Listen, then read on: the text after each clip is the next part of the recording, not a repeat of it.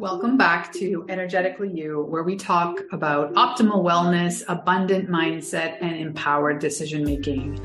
I'm your host, Megan Swan, a wellness coach and consultant, and the founder of the Sustainable Integrated Wellness Approach. I help high-performance women thread more wellness into their lifestyle so that it becomes a way of life and not another checkmark on their to-do list. I design custom, approachable wellness lifestyles because I know there is no one-size-fits-all wellness.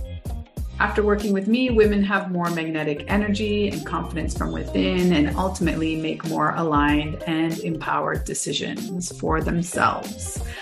I am on a mission to empower more women through optimal wellness. Today on the podcast, I'm so excited to welcome Kassie. She is a sacred transformation guide, cacao ceremony facilitator, and energy healer. She specializes in holding sacred space for her clients to awaken their capacity for self-compassion, self-acceptance, and a deep honoring of themselves and their human journey. So excited to jump into this conversation with Kassie. I am a huge fan of cacao, and here where I live in Chiapas, it is an abundant resource, and I feel like it is this lost wisdom that is going to be increasingly brought to the forefront. And I really want to understand better this ins and outs of the cacao ceremony. So let's dive in. Welcome, Kassie. I'm so excited for this conversation. Thank you for being here. How are you this morning?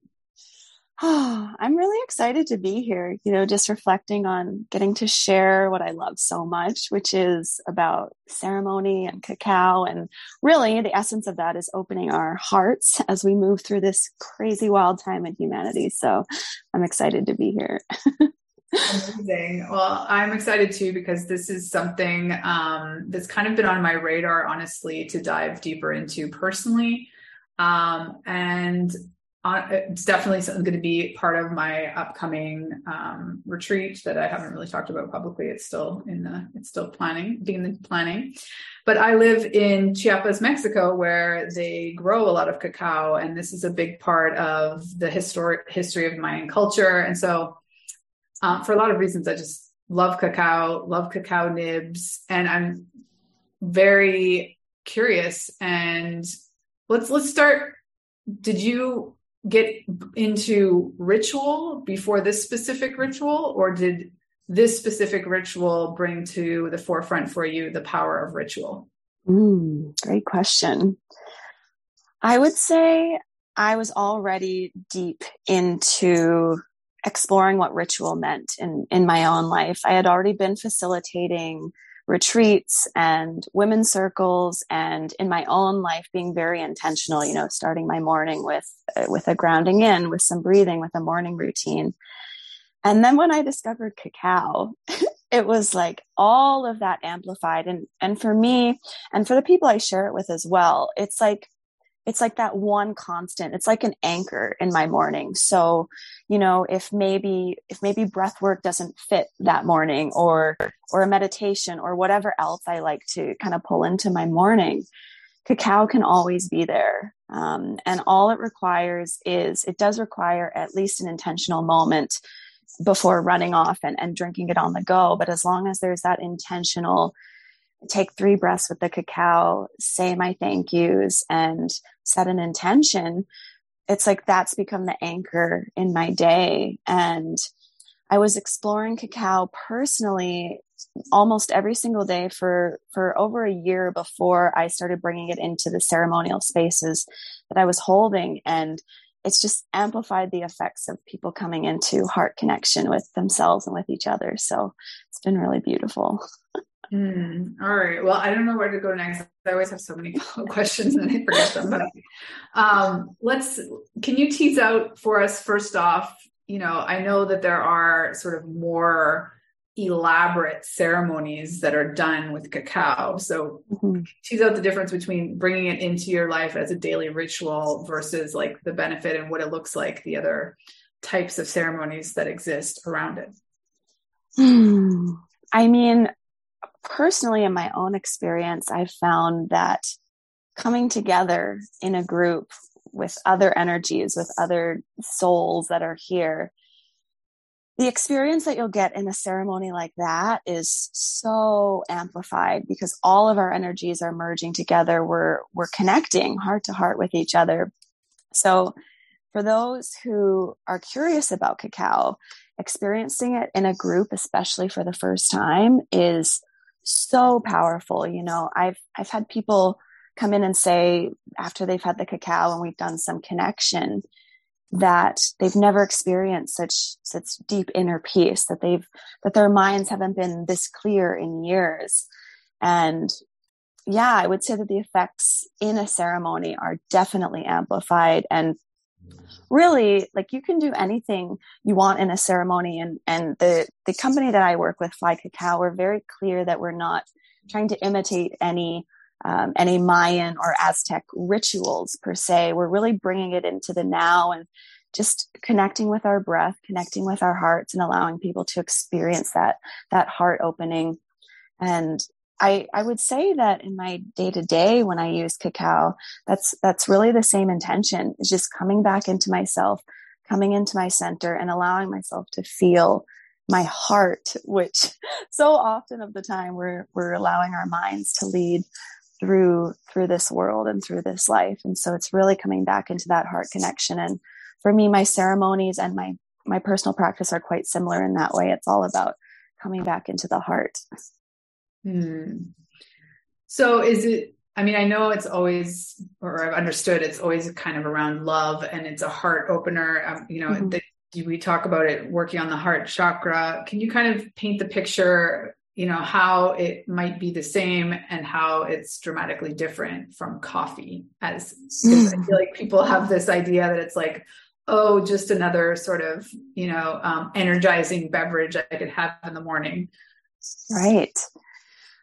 Oh, well, cacao is known as the heart opener, and it's known to be a feminine energy plant medicine. And so the feminine energy is all about receptivity and openness. And with cacao, you get an increase in blood flow, an increase in circulation. So it's actually stimulating the heart to open and the mind to soften.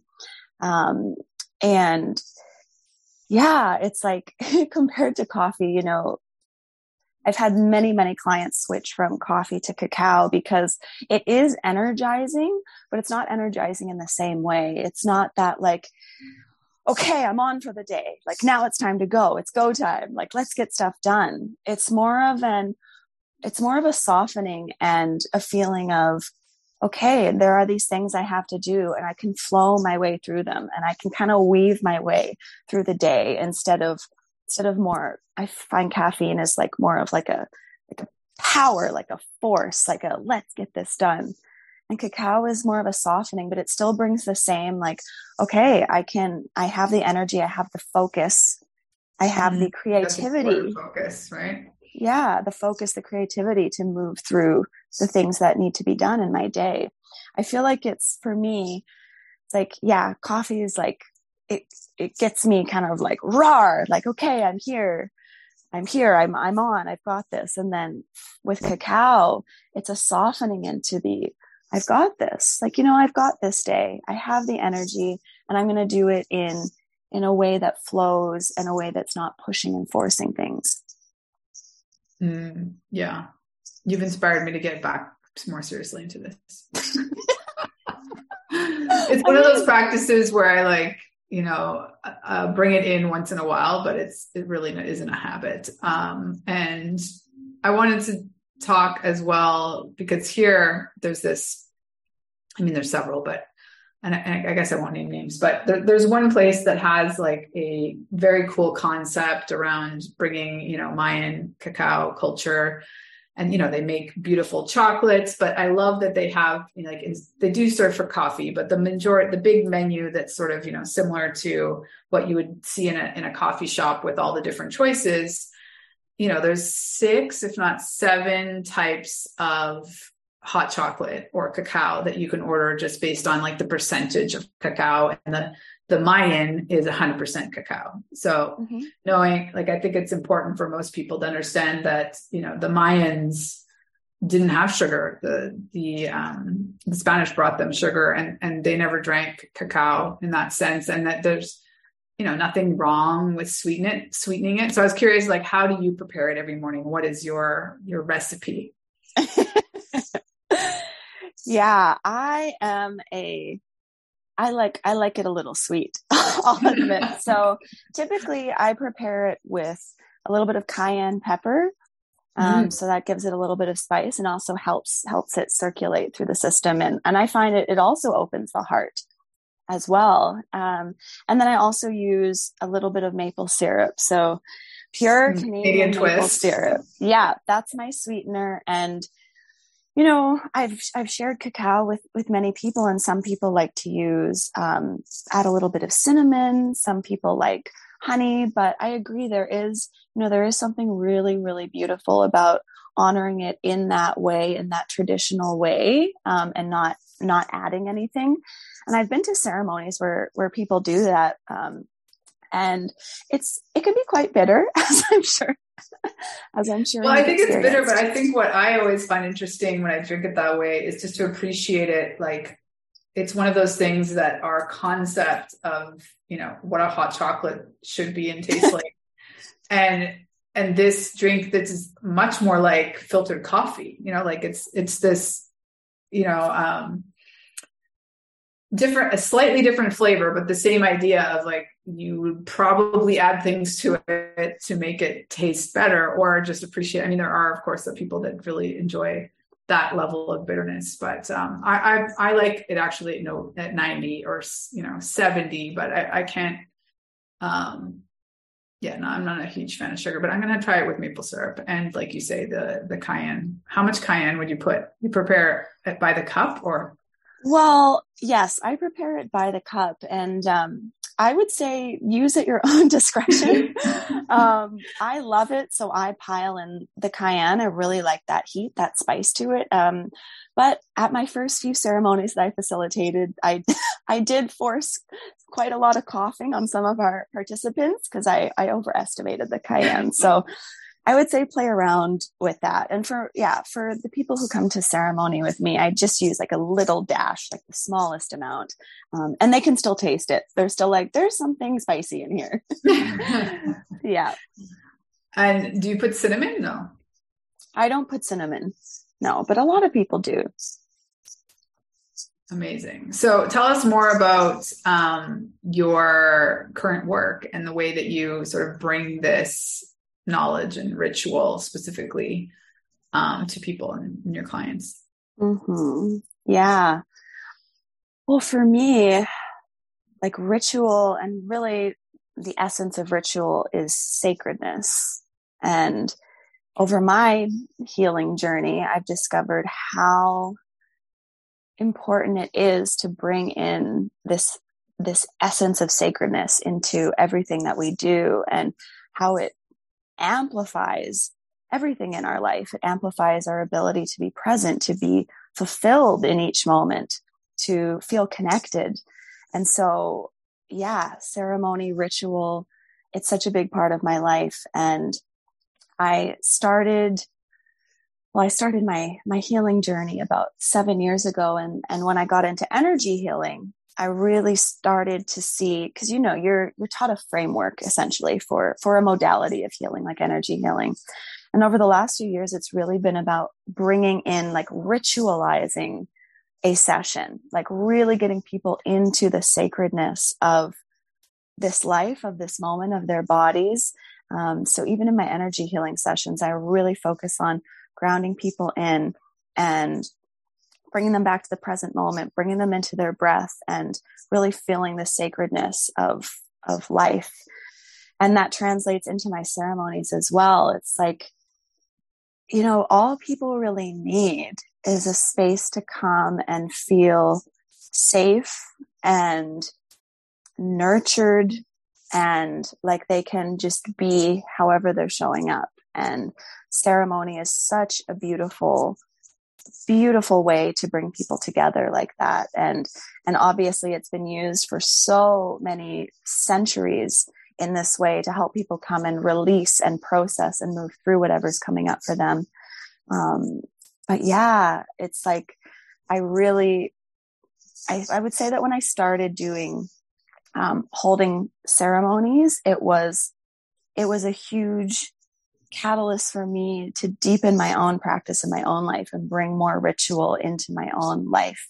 And I would say that now it's everything to me. I'm traveling. I just have a carry-on backpack, and in there I've got all my crystals. I've got my sage. I've got my partner's like, thank you for bringing all of that. Like, thank you for being so prepared. And it's like, now I can't not have those things with me, because I feel like taking those intentional moments in whatever way that looks like for you is so important. And it helps me to stay grounded, to come back to my body when life gets chaotic, maybe when my mind gets out ahead of me, and really, really ground back into, okay, everything's okay. I'm safe. I'm here and I'm safe. Yeah. Can we deconstruct that word a little bit? Because to me, it can be, I think, a little woo for people, or not, maybe not intimidating, but they don't necessarily resonate or think they resonate with the word sacred. To me, it just means bringing a lot more presence and intention to whatever you're doing, be it a ceremony, be it the way you're starting your day, the way that you're having a conversation with a loved one, the way that you're sort of trying to, you're doing something to commemorate or, make an event more special. I'm curious, how would you define sacred? That's a great question.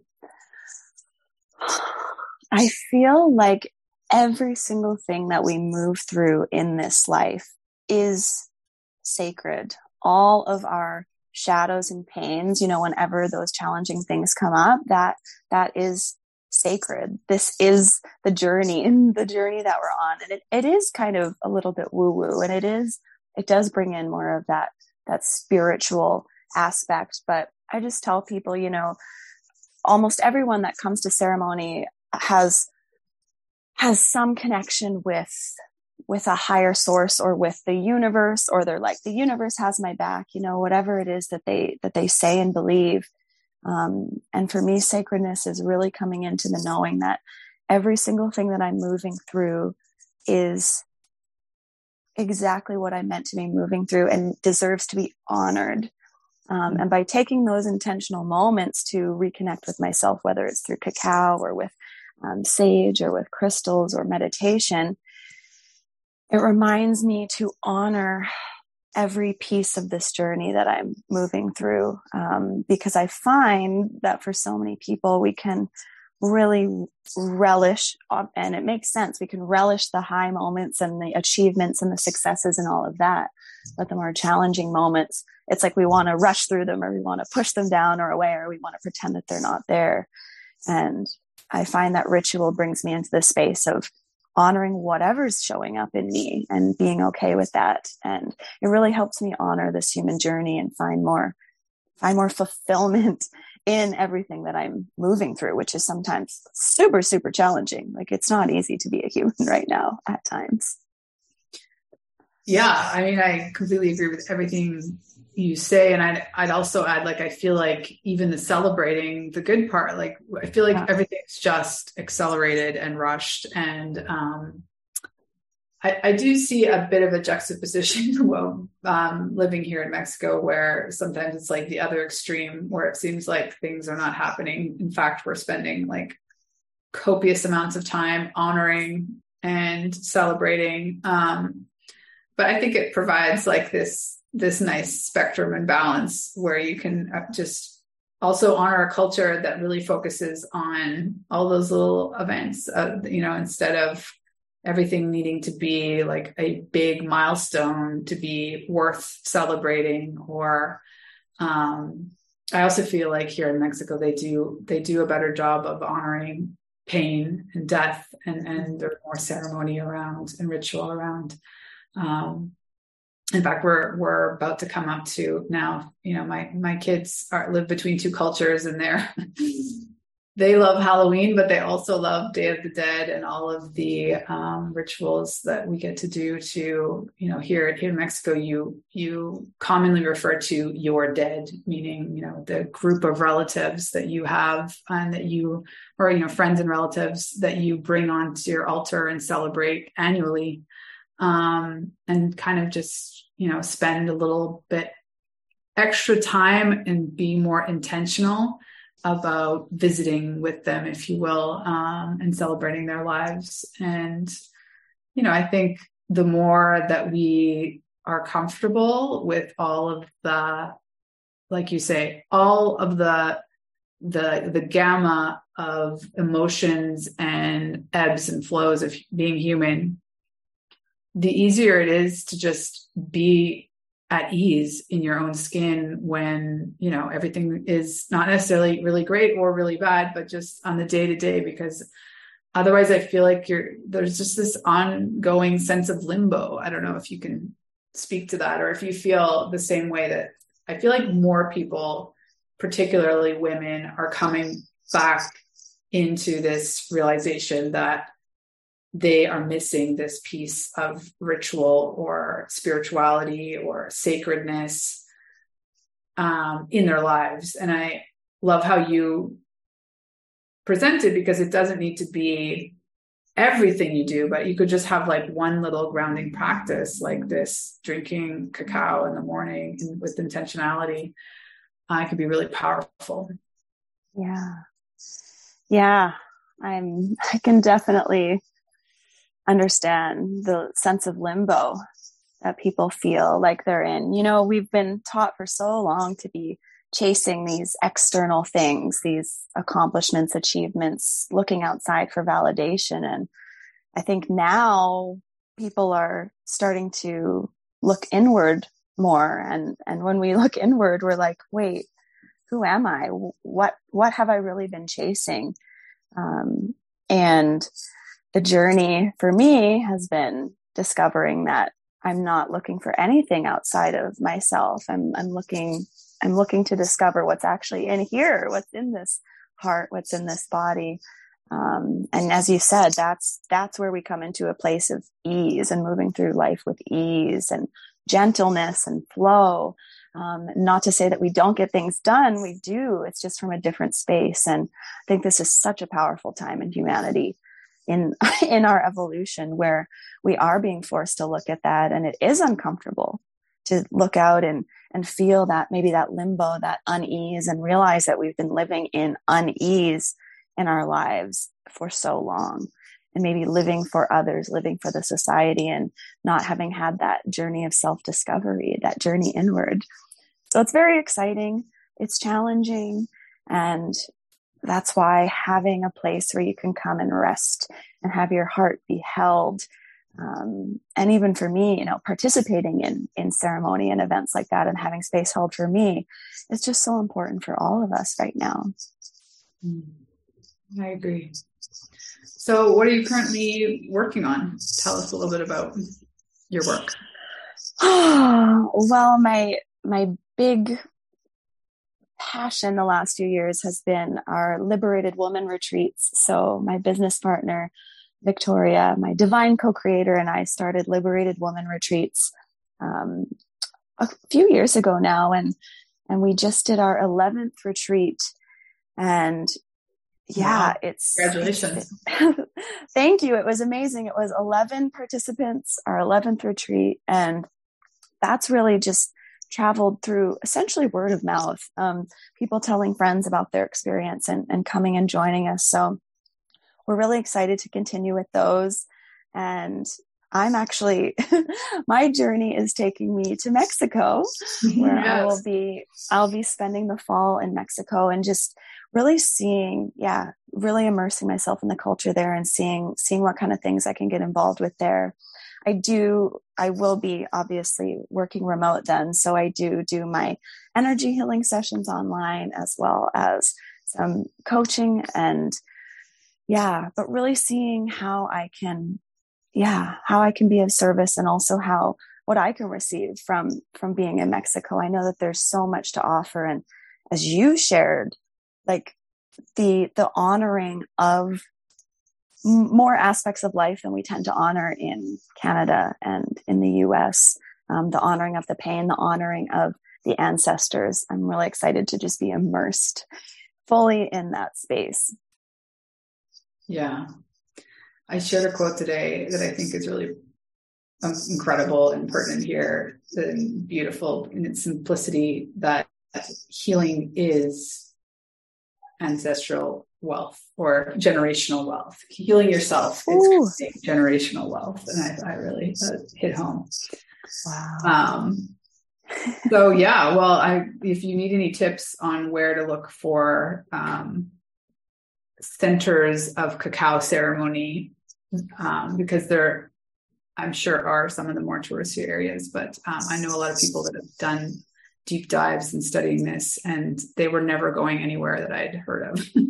They were going to like very isolated parts of Mexico. So there's that. And then also, is it to be announced the 12th retreat? That'll be next year? Yes, it'll be early 2023. Oh my goodness, I have not said that yet. 2023. Wow.